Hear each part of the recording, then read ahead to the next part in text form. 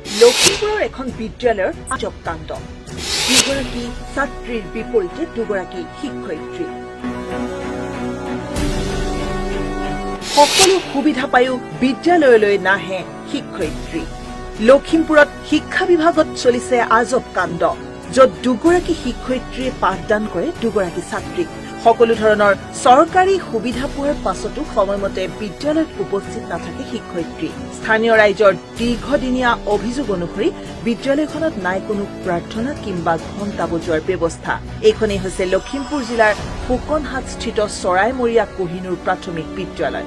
এই বিদ্যালয়তে প্ৰধান শিক্ষয়িত্ৰী ৰূপাঞ্জলি হাজৰিকা আৰু সহ শিক্ষয়িত্ৰী জাহানাৰা বেগম নামৰ এই দুগৰাকী শিক্ষয়িত্ৰীয়ে পাঠদান কৰে দুগৰাকী ছাত্ৰীক। ৰাইজৰ অভিযোগ অনুসৰি এই বিদ্যালয়খনত পাঠদান অনিয়মীয়া হোৱাৰ বাবেই স্থানীয় ছাত্ৰ ছাত্ৰীসকলক অভিভাৱকে ব্যক্তিগত খণ্ড বিদ্যালয়ত পঢ়াবলৈ বাধ্য হৈছে। এইদৰে বহু চৰকাৰী বিদ্যালয়ৰ শিক্ষক শিক্ষয়িত্ৰীয়ে সময়মতে পাঠদান নকৰাকৈ লাভ কৰি আহিছে চৰকাৰী বেতন।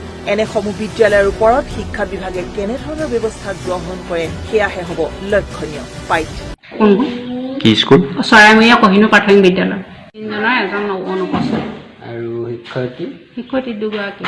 প্ৰাৰ্থনা কৰা হয়, বেল মানে ল'ৰা ছোৱালী কম হোৱাৰ কাৰণে বেল এতিয়া মৰা নহয়, আমি সিহঁতক নিজৰ সুবিধা মতে দি পঢ়ুৱাই থাকোঁ। ল'ৰা ছোৱালী কমেই আছিলে, সেইখিনি ল'ৰা ছোৱালী 2019 চনৰ 8জন আছিলে, 8জনৰে 6জন বেচৰকাৰী স্কুললৈ লৈ গ'ল আৰু এতিয়া 2জন আৰু এজন এডমিশ্যনৰ সৈতে 3জন আছে। মাষ্টৰনীৰ সংখ্যা কিমান? 2জন, দুগৰাকী শিক্ষয়িত্ৰী। দীৰ্ঘদিনীয়া অভিযোগ আছিলে। সেইটো আপোনালোকে এইটো মোৰ নিজৰ কথা কি ক'ম, মই প্ৰায় পৰাপক্ষত সোনকালেই আহোঁ, কিন্তু মোক অহা যান্ত্ৰিক বিজুতিত কেতিয়াবা দেৰি হয়, কিন্তু ইমান দেৰি নহয়, কোনোদিন দেৰি নহয়, ইমান বেছি দেৰি। আজি যান্ত্ৰিক বিজুতি মানে ছাগলী এজনী গাড়ীয়ে খুন্দিওৱাৰ কাৰণে তেওঁলোকৰ মাজত গৃহস্থ আৰু হেৰিয়াৰ গাড়ীৰ মালিকৰ মাজত কাজিয়া লাগি থকাৰ কাৰণে তৰ্ক বিতৰ্ক হৈ থকাৰ কাৰণে আজি আহি পোৱা দেৰি। লখিমপুৰৰ পৰা ৰাহানুদ্দিন আহমেদৰ ৰিপৰ্ট, BNS নিউজ।